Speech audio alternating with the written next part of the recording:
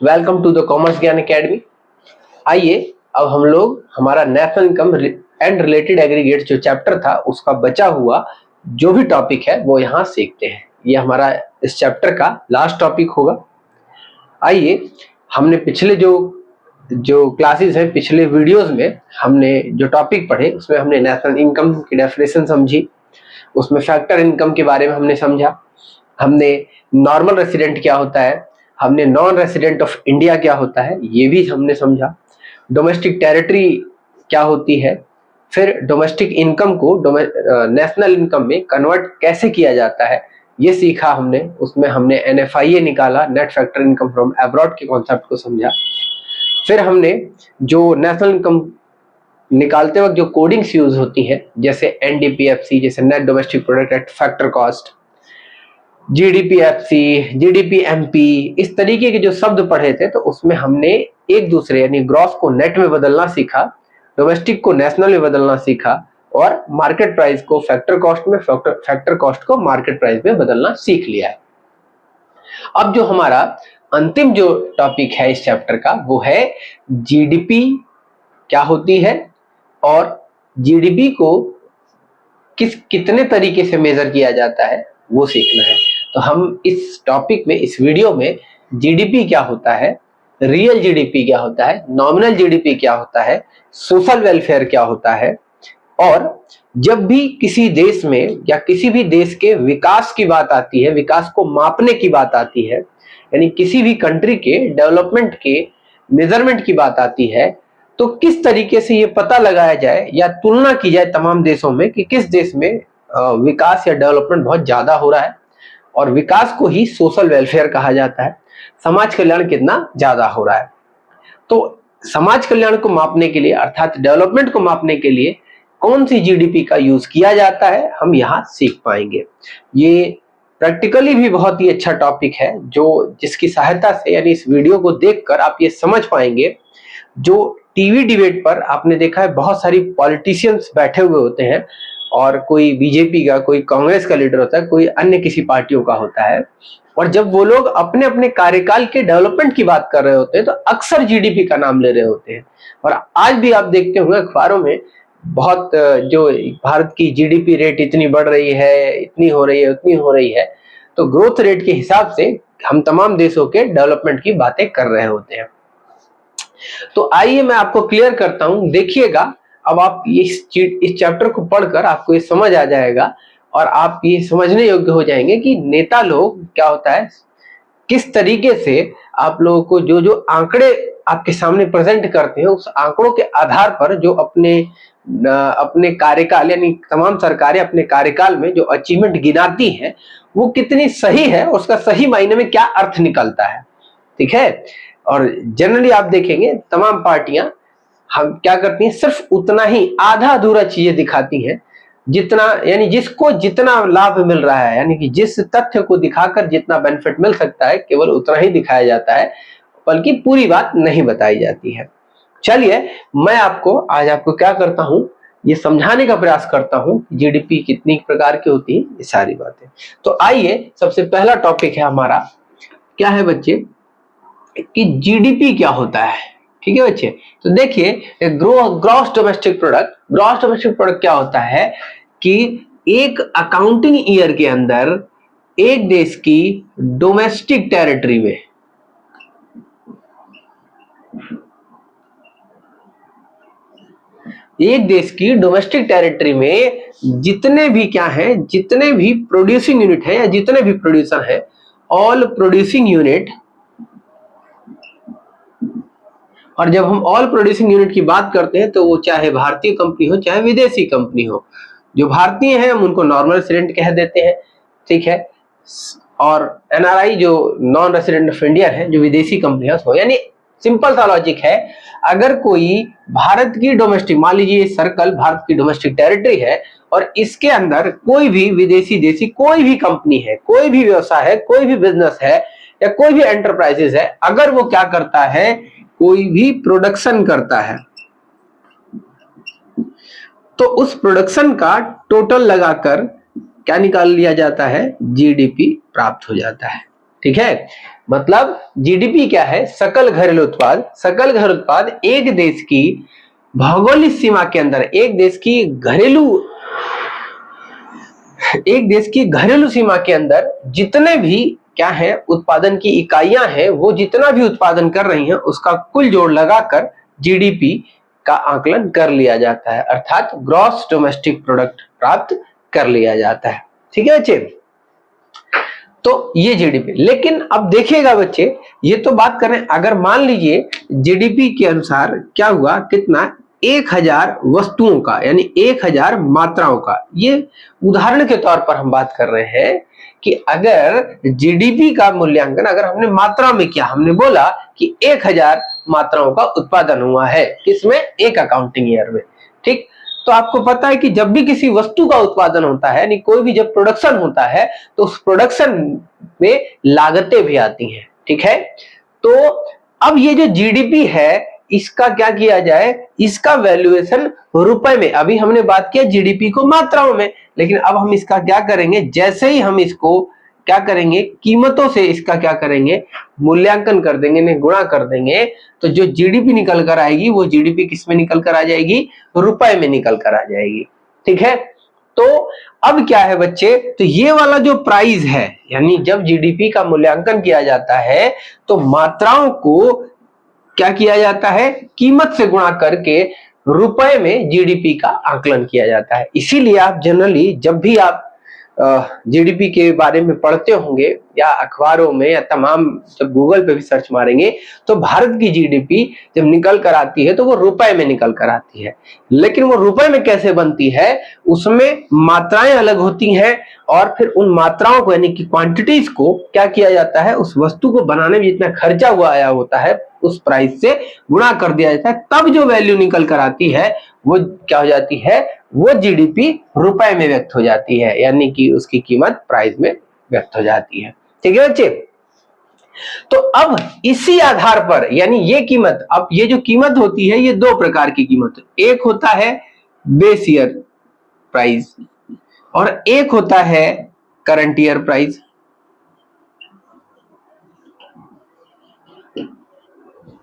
यानी base year मतलब आधार वर्ष की कीमत।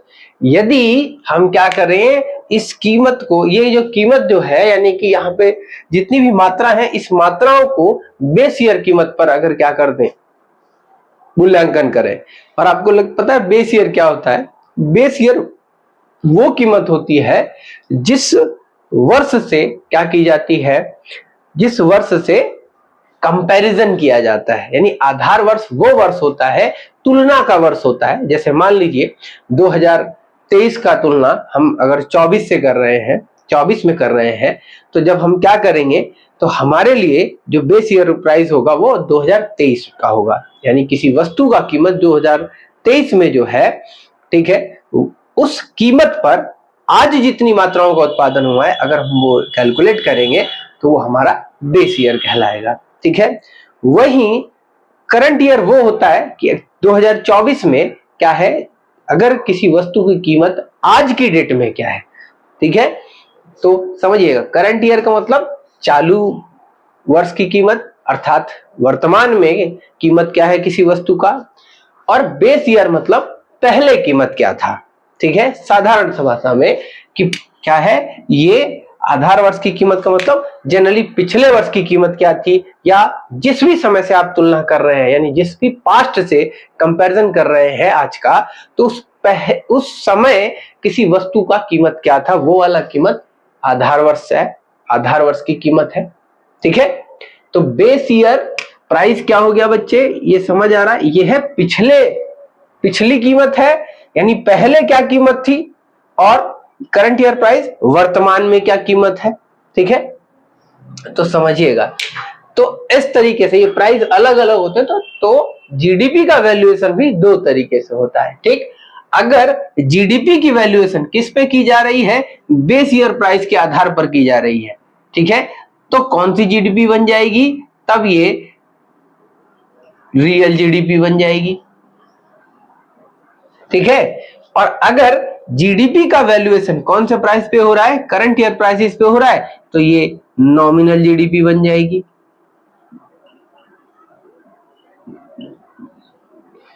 ठीक है, यानी साधारण सी बात है बच्चे कि जीडीपी का वैल्यूएशन जब किस पे किया जाता है, बेस ईयर प्राइस पे किया जाता है, तो वो कौन सी जीडीपी कहलाती है, रियल जीडीपी कहलाती है।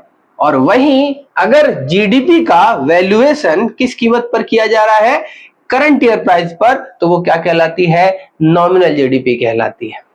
ठीक है, सिंपली यही है। अब देखिए, लेकिन रियल जीडीपी की और नॉमिनल जीडीपी की अपनी अलग अलग विशेषताएं होती हैं, देखिएगा। तो देखिए, सबसे पहले बात करते हैं रियल जीडीपी की। तो जो रियल जीडीपी होती है, इसमें आपने सीखा कि इसमें जो वैल्यूएशन क्या होता है, कैसे जीडीपी कैसे निकाला जाता है, GDP equal to quantity into base year price. ठीक है, और रियल जीडीपी में की विशेषता ये होती है कि रियल जीडीपी में क्या होता है, प्राइस जो होता है वो कांस्टेंट होता है, मात्राओं में परिवर्तन आता है। अर्थात मैं ये कहना चाह रहा हूं, रियल जीडीपी के अंतर्गत किसमें बदलाव आता है, केवल क्या होता है, क्वांटिटी में चेंजेस आता है, और दूसरी तरफ जो बेस ईयर अर्थात जो प्राइस है, प्राइस यहाँ क्या होता है, कांस्टेंट होता है, अर्थात स्थिर होता है। तो मैं ये कहना चाह रहा हूं कि अगर रियल जीडीपी में क्या होगा, अगर कोई भी परिवर्तन आया है तो वो परिवर्तन केवल इसकी वजह से आता है, ये जो क्या बोलते हैं, ये मात्राओं में परिवर्तन की वजह से आता है। ठीक, जैसे मैं समझाता हूं, मान लीजिए सन 2023 में जो जीडीपी है वो कितनी थी, वो मान लेते हैं। अब मैंने बताया था क्वांटिटी इनटू क्या होता है, प्राइस होता है। तो क्वांटिटी मान लीजिए 1000 थी और मात्राएं 100 थी, तो कितना जीडीपी हो गया, 1,00,000 रुपए हो गया। ठीक, वहीं 2024 आता है तो यही जीडीपी बदलती है, और जीडीपी में क्या होता है, क्योंकि मैं आपको यही बता रहा था कि रियल जीडीपी में यदि क्या होता है, कोई भी बदलाव आता है, कोई परिवर्तन आता है, तो वो परिवर्तन कौन सा परिवर्तन है, वो मात्रा में होने वाले परिवर्तन है। और यहाँ पे प्राइस क्या होता है, कांस्टेंट होता है। तो कीमत तो यहाँ 100 की 100 ही रहेगी, केवल किस में बदलाव आएगा, मात्राओं में। तो मात्रा 1000 है, तो मान लेते हैं मात्रा 1 से कितनी हो जाती है, बदलकर 2000 हो जाती है। तो अब 2024 में जो जीडीपी होगा वो कितना हो जाएगा, 2,00,000 हो जाएगा। तो अगर किसी जीडीपी में क्या हो रहा है कि प्राइस कांस्टेंट है और मात्राओं में बदलाव की वजह से कोई भी बदलाव आया है, तो इस प्रकार की जीडीपी में जो बदलाव आया है वो रियल चेंज कहलाता है, और इसी को क्या कह दिया जाता है, रियल जीडीपी कह दिया जाता है। ठीक है, यानी मैं ये कहना चाह रहा हूं कि रियल जीडीपी के अंतर्गत कोई भी बदलाव रियल चेंज होता है, वास्तविक परिवर्तन होता है। ठीक है, और ये वास्तविक परिवर्तन किसकी वजह से होता है, क्वांटिटी में चेंजेस की वजह से आता है। ठीक है बच्चों, यानी मात्राओं में बदलाव की वजह से आता है। ठीक तो ये बात ध्यान रखनी है। वहीं दूसरी तरफ अगर हम बात करें किसकी, नॉमिनल जीडीपी की, किसकी बात करें बच्चों, नॉमिनल जीडीपी की। तो देखिए नॉमिनल जीडीपी क्या होता है। ठीक, नॉमिनल जीडीपी की विशेषताएं क्या होती हैं।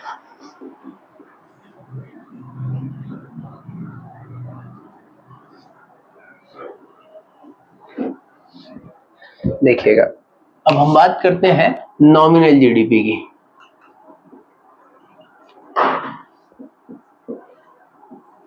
तो बच्चे, नॉमिनल जीडीपी क्या होता है, जब जीडीपी का वैल्यूएशन किस पे किया जाता है, जीडीपी का वैल्यूएशन किस पे, करंट ईयर प्राइस पे किया जाता है। ठीक, तो यहाँ जीडीपी इक्वल टू वही है, प्राइस इनटू क्वांटिटी होता है। ठीक है, अब नॉमिनल जीडीपी में क्या होता है, क्वांटिटी कांस्टेंट होती है और किसमें बदलाव आता है, प्राइस में बदलाव आता है। ठीक, देखिएगा कि यानी मैं ये कह रहा हूं कि यहाँ पर प्राइस जो होते हैं उनमें चेंजेस आता है, और मात्राएं जो क्वांटिटी होती हैं ये क्या होती हैं, कांस्टेंट होती हैं। ठीक, यानी रियल जीडीपी नॉमिनल जीडीपी में कोई भी बदलाव अगर आया तो वो बदलाव किसमें होता है, वो कीमतों में होने वाला बदलाव दर्शाया जाता है। वहीं मात्रा क्या होती है, स्थिर होती है, अर्थात मात्रा में कोई भी बदलाव नहीं आता है। ठीक है, तो जैसे मैं यहां बता रहा था कि रियल जीडीपी में क्या होता है, रियल जीडीपी में प्राइस जो होता है यानी बेस ईयर प्राइस यानी प्राइस होता है वो कांस्टेंट होता है। ठीक, और मात्राओं में बदलाव आता है, तो जैसे मैंने बोला क्वांटिटी में चेंजेस आते हैं और बेस ईयर प्राइस अर्थात जो कीमत जो होती है वो क्या होती है, कीमत कांस्टेंट होती है। ठीक, तो इस तरीके से देखने को मिला था आपको। अब नॉमिनल जीडीपी में क्या होता है, क्वांटिटी कांस्टेंट होती है और प्राइस में चेंजेस आता है। ठीक है, तो अब देखिए जैसे मान लीजिए 2023 में वही जीडीपी यहाँ पर कितना है, 1000 वस्तु यानी मात्रा क्वांटिटी 1000 है और प्राइस जो है वो 100 रुपए है। ठीक, यहाँ पे क्या है, क्वांटिटी स्थिर रहेगी, इसमें बदलाव आएगा तो कितना हो गया भाई, जीडीपी हो गया 1 लाख रुपए हो गया। वहीं दूसरी तरफ जब 2024 की बात करते हैं तो जीडीपी कितना हो जाता है बच्चे, पहले मान लीजिए देखिए मात्रा यहाँ स्थिर रहेगी वही 1000, ठीक, और लेकिन बस प्राइस में बदलाव आएगा, प्राइस मान लीजिए बढ़कर हो गया 150 रुपए, तो अब जीडीपी कितना हो गया, 1.5 लाख हो गया। ठीक, तो अब इस प्रकार की जीडीपी में जो बदलाव आया है जो कि 50,000 रुपए का बदलाव आया है, ये बदलाव प्राइस में चेंज की वजह से, ये बदलाव प्राइस में चेंजेस की वजह से आया है और ये बदलाव मॉनेटरी चेंज कहलाता है।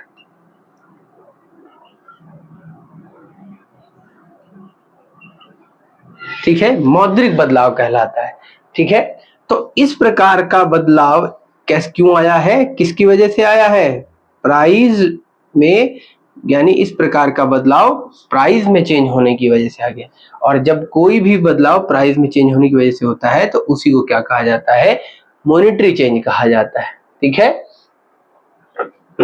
ठीक, तो ये दो चीजें आपको मैंने समझाई हैं। ठीक है बच्चे, तो रियल जीडीपी और नॉमिनल जीडीपी क्या होता है, ये कॉन्सेप्ट क्लियर है। ठीक, जीडीपी क्या हुआ, एक अकाउंटिंग ईयर के अंदर एक देश की डोमेस्टिक टेरिटरी में जितने भी प्रोड्यूसिंग यूनिट है जो प्रोडक्शन कर रहे हैं इसका टोटल कर दिया वो जीडीपी आता है।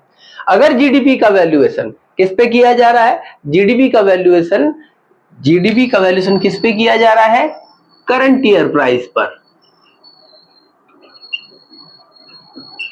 तो वो कौन सी जीडीपी बन जाएगी, नॉमिनल जीडीपी। अगर जीडीपी का वैल्यूएशन किस पे किया जा रहा है, बेस ईयर प्राइस पर, तो वो कौन सी जीडीपी हो जाएगी, रियल जीडीपी। रियल जीडीपी को हम वास्तविक जीडीपी भी कहते हैं, नॉमिनल जीडीपी को मौद्रिक जीडीपी कहते हैं। ठीक, अब रियल जीडीपी की विशेषता ये होती है कि रियल जीडीपी में कोई भी अगर बदलाव आता है तो वो बदलाव किसकी वजह से आता है, वो बदलाव मात्रा में बदलाव की वजह से आता है। ठीक, और इसमें प्राइस कांस्टेंट होता है, यानी रियल जीडीपी की विशेषता ये है कि इसमें मात्राओं में बदलाव आता है और प्राइस कांस्टेंट रहता है। ठीक, फिर आपको देखने को यानी अर्थात इस रियल जीडीपी में अगर कोई भी बदलाव आया तो वो बदलाव मात्रा में बदलाव की वजह से हो रहा है। वहीं दूसरी तरफ नॉमिनल जीडीपी वो जीडीपी होता है जिसमें करंट ईयर प्राइस पर क्या किया जाता है, जीडीपी का वैल्यूएशन किया जाता है।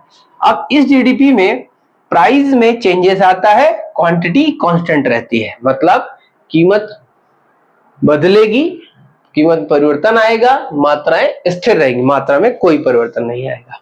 तो नॉमिनल जीडीपी में अगर कोई भी बदलाव आया, ठीक, तो वो बदलाव प्राइस में चेंज की वजह से आता है, जो बदलाव मौद्रिक परिवर्तन को दिखाता है, मॉनेटरी चेंज को दिखाता है। ठीक है बच्चे, तो ये आपका रियल जीडीपी और नॉमिनल जीडीपी होता है।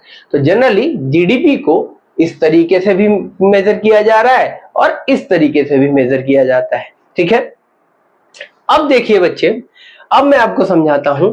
अब देखिए कि अब कौन सा जीडीपी जो है, यानी जो कौन सा जीडीपी जो है जो किसी देश की डेवलपमेंट को इंडिकेट करेगा, यानी कि किसी देश के विकास को सूचित करेगा। ठीक है, तो कौन सी जीडीपी को हम माने कि ये वाली, भाई अगर ये जीडीपी बदलाव आ रहा है तो ये किसी देश के डेवलपमेंट को अच्छी तरीके से प्रदर्शित कर रही है या ये वाली प्रदर्शित कर रही है।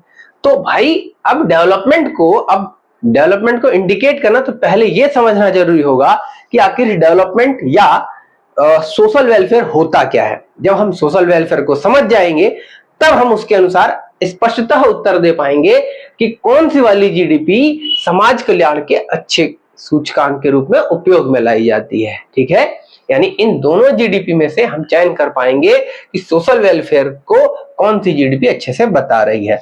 तो पहले बात करते हैं कि सोशल वेलफेयर क्या होता है,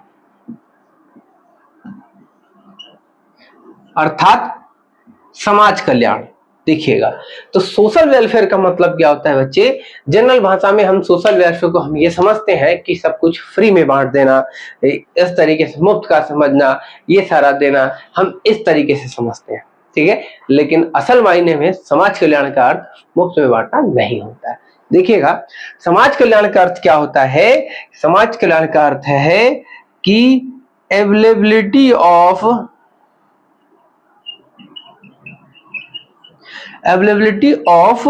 गुड्स एंड सर्विसेज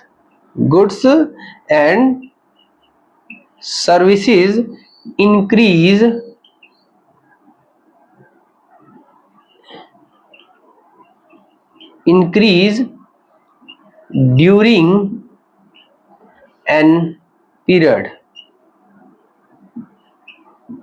ठीक है, यानी availability of goods and services increase during an period is called social welfare. ठीक है, मतलब किसी भी देश में एक समय अवधि में जनता के लिए जो वस्तुओं और सेवाएं जो होती हैं उनकी संख्या में जो वृद्धि हो जाती है उसी को समाज कल्याण कहा जाता है। ठीक है, साधारण भाषा में समझिए, जैसे मान लीजिए भारत में क्या है, विद्यालयों की संख्या 1000 है, तो पूरे भारत में जितने भी पढ़ने वाले बच्चे हैं उनको प्रति व्यक्ति उन्हीं 1000 में से ही अवसर, यानी उन्हीं 1000 में पढ़ना है तो प्रति व्यक्ति आप समझ सकते हैं कितना अवसर मिलेगा।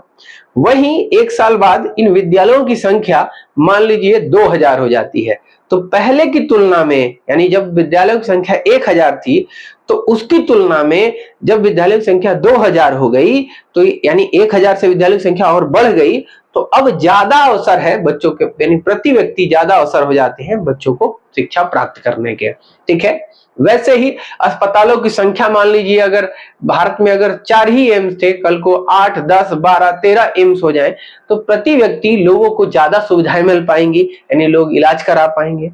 ठीक है, जैसे पहले यातायात के साधनों में डीटीसी की केवल बस हुआ करती थी, लेकिन आज की डेट में देखिए दिल्ली और तमाम शहरों में देखिए मेट्रो ट्रेन हो गया है, ओला, ऑटो।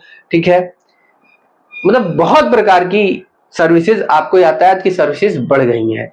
जैसे आपके ग्रामीण क्षेत्र, मतलब आपके गांव में मान लीजिए 2 ट्रेनें ही जाती थी, कल को 5 ट्रेन हो जाए, 10 ट्रेन चलने लग जाए तो आपको ज्यादा सुविधाएं मिलने लग जाएंगी। आपके घरों में बिजली 10 ही घंटा आती थी, मान लीजिए वो प्रति घंटा बढ़ जाए, आपको 20 घंटा मिलने लग जाए तो सुविधाएं बढ़ जाएंगी। ठीक है, तो इन सब चीजों को समाज कल्याण कहा जाता है। तो समझ पा रहे हैं आप लोग? कहने का अर्थ ये हुआ कि प्रति व्यक्ति अगर किसी देश में एक समय अवधि में वस्तुओं और सेवाओं की उपलब्धता में, सुविधाओं में वृद्धि हो जाती है तो उसी को समाज कल्याण कहा जाता है और उसी को डेवलपमेंट कहा जाता है। ठीक है, तो देखिएगा बच्चे, तो अब ये तो आप समझ गए कि भाई सोशल वेलफेयर क्या होता है। भाई सोशल वेलफेयर का मतलब है कि एक समय अवधि में वस्तुओं और सेवाओं की जो भी उपलब्धता है, जो भी स्थिति है, उसमें जो वृद्धि होती है, उसी वृद्धि के आधार पर हम क्या कहते हैं, उस जगह का समाज कल्याण हुआ है। ठीक है, तो अब आप सब समझ गए, तो अब मुझे बताइए कि अगर नॉमिनल जीडीपी में कोई भी बदलाव आ रहा है किसी भी देश के अंदर, तो वो बदलाव प्राइस में चेंज होने की वजह से है। तो ये प्राइस में चेंज होने की वजह से क्या प्रति व्यक्ति वस्तु और सेवाओं की उपलब्धता में वृद्धि होगी? यानी मान लीजिए किसी वस्तु की कीमत बढ़ती है तो क्या आपको ज्यादा सामान मिल पाता है? ठीक है, ये देखिएगा, सोचिए, विचार करिए। वहीं दूसरी तरफ रियल जीडीपी है, रियल जीडीपी में होने वाला चेंज मात्राओं में होने वाला चेंज है। यानी पहले आपके पास मात्रा 1000 थी, अब 2000 देखिए यहां पर हो गई है। देख पा रहे हैं आप लोग? तो यहां पर जो चेंज आ रहा है वो मात्रा में होने वाले चेंज की वजह से है। तो देखिए हमारा यही, हमने सोशल वेलफेयर का मीनिंग भी यही समझा कि availability of goods and services increase during an accounting period is called social welfare. यानी एक लेखा वर्ष में या एक समयावधि में वस्तु और सेवाओं की उपलब्धता में होने वाली वृद्धि समाज कल्याण कहलाती है। तो अब ये होने वाली वृद्धि कौन दर्शा रही है? रियल जीडीपी दर्शा रही है। क्यों? क्योंकि रियल जीडीपी में अगर कोई भी बदलाव हुआ तो वो मात्रा में होने वाला बदलाव है। अर्थात यहाँ पर देखिए, जैसे मैंने पीछे एक उदाहरण दिया था, 2023 में 1000 वस्तुएं थी, कीमत 100 रुपए थी। अब 2024 में 2000 वस्तु हुई, कीमत 100 है तो 2 लाख हो गया, यानी 1 लाख का, यानी 1000 वस्तुओं की संख्या में वृद्धि हुई है। तो ये वाली जीडीपी क्या है? ये वाली जीडीपी समाज कल्याण का क्या होगी? यानी सोशल वेलफेयर का क्या होगी? इंडिकेटर होगी, वेल इंडिकेटर होगी, यानी सूचकांक होगी। तो इस प्रकार की, यानी रियल जीडीपी के आधार पर हम ये बता पाएंगे कि किस देश का डेवलपमेंट अच्छा हुआ है और कहां पर समाज कल्याण अच्छा हुआ है। ठीक है? अगर नॉमिनल जीडीपी में कोई परिवर्तन आता है वो मौद्रिक परिवर्तन है, बल्कि ये तो इन्फ्लेशन को ही दर्शाता है। ये तो अच्छा नहीं होता किसी भी देश के लिए, महंगाई बढ़ रही है। ठीक है? तो ये बात ध्यान रखने वाली बात है। तो ये क्लियर हो गया बच्चों? तो यहां पर आपका ये लास्ट टॉपिक था कि भैया रियल जीडीपी क्या होता है, नॉमिनल जीडीपी क्या होता है, ठीक है, और कौन सा सोशल वेलफेयर क्या होता है, और कौन सा जीडीपी को सोशल वेलफेयर के मेजरमेंट के रूप में मापा जाता है, तो वो रियल जीडीपी होता है। ये आपको समझा दिया। ठीक है? एक चीज इसमें रह गया है, कन्वर्जन कैसे किया जाता है। अगर किसी प्रश्न में, कई बार पेपर में बोला जाता है, भाई आपको नॉमिनल जीडीपी दिया, बोला है नॉमिनल जीडीपी को रियल जीडीपी में बदल के दिखाइए, तो इसको एक फॉर्मूला यूज होता है, वो फॉर्मूला आप लोग लिख लीजिएगा। लिखिएगा real GDP equal to nominal GDP upon में प्राइस इंडेक्स इनटू 100। यानी क्या होता है? Real GDP equal to nominal GDP upon में प्राइस इंडेक्स इनटू 100। जब पेपर में प्रश्न आएगा तो आपको नॉमिनल जीडीपी अमाउंट दे देगा, प्राइस इंडेक्स दे देगा, आप सॉल्व कर दीजिएगा। या आपको बोलेगा रियल जीडीपी से नॉमिनल जीडीपी निकालिए, तो आप देख सकते हैं रियल जीडीपी से नॉमिनल जीडीपी निकालने के लिए क्या करेंगे? यही देखिए, सॉल्व करिए, इस रियल जीडीपी को प्राइस इंडेक्स से मल्टीप्लाई कर देंगे, यानी रियल जीडीपी को गुणा कर देंगे किससे? प्राइस इंडेक्स से, इक्वल टू, और ये वाला जो 100 है, देखिए ये जो ये इक्वल, ये था ना, इसको इससे गुणा कर दिया, और ये वाला 100 इसके नीचे आ जाएगा, यानी कि 100 से भाग कर दीजिए, तो क्या निकल कर आ जाएगा? नॉमिनल जीडीपी आ जाएगा। तो कुछ भी निकालने के लिए आ सकता है, यानी एक फॉर्मूला याद कर लीजिए, 2 चीज आपको गिवन होगी, रियल जीडीपी, प्राइस इंडेक्स दिया होगा, सॉल्व कर दीजिएगा, नॉमिनल जीडीपी आ जाएगा। ठीक है? इस तरीके से आपका ये टॉपिक पूरा कंप्लीट होता है। कमेंट करके बताइए आपको समझ आया, नहीं आया, और अगर कोई दिक्कत है तो आप मुझे कमेंट करिए, हम प्रयास करेंगे आपके प्रश्नों का जवाब देने के लिए। ठीक है? बाय बाय दोस्तों, फिर अगले वीडियोस में अगले चैप्टर हम स्टार्ट करेंगे, जो होगा, कौन सा चैप्टर होगा? Method of calculating national income, राष्ट्रीय आय को मापने की विधियां। ठीक है? धन्यवाद।